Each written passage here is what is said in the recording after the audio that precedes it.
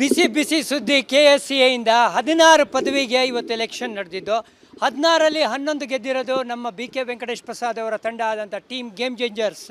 Venkatesh Prasad president ಆಗಿ elect ಆಗಿದ್ದಾರೆ, Sujit Somasundar vice president ಆಗಿದ್ದಾರೆ, ಸಂತೋಷ್ ಮೆನನ್ ಸೆಕ್ರೆಟರಿ ಆಗಿದ್ದಾರೆ, ಮಧುಕರ್ ನಾಗರಾಜ್ ಮಗ ಜ್ಞಾಪಕ ಇದೆಯಲ್ಲ ಅವರು ಟ್ರೆಷರರ್ ಆಗಿರೋದು, BK ರವಿ ಜಾಯಿಂಟ್ ಸೆಕ್ರೆಟರಿ ಆಗಿ ಬಂದಿದ್ದಾರೆ. ಬೆಂಗಳೂರಲ್ಲಿದ್ದಂಥ 5 ಪದವಿಗಳು ಅಂದರೆ 2 ಲೈಫ್ ಮೆಂಬರ್ ಹಾಗೂ 3 ಕ್ಲಬ್ಬು, 5ಕ್ಕೆ 5 ಕ್ಲೀನ್ ಸ್ವೀಪ್ ಮಾಡಿರೋದು ಟೀಮ್ ಗೇಮ್ ಚೇಂಜರ್ಸ್ ಅಂದರೆ ವೆಂಕಟೇಶ್ ಪ್ರಸಾದ್ ಅವರ ತಂಡ.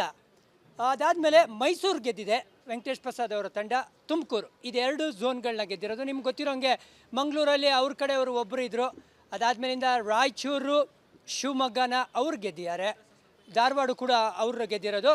ಔಟ್ ಆಫ್ 16 ಸೀಟ್ಸು 11 ಪದವಿಗಳನ್ನ ಗೆದ್ದಿರೋದು ವೆಂಕಟೇಶ್ ಪ್ರಸಾದ್ ಅವರ ಪಡೆ. ಹಾಗಾಗಿ ಮೆಜಾರಿಟಿನ ಪಡ್ಕೊಂಡಿದೆ.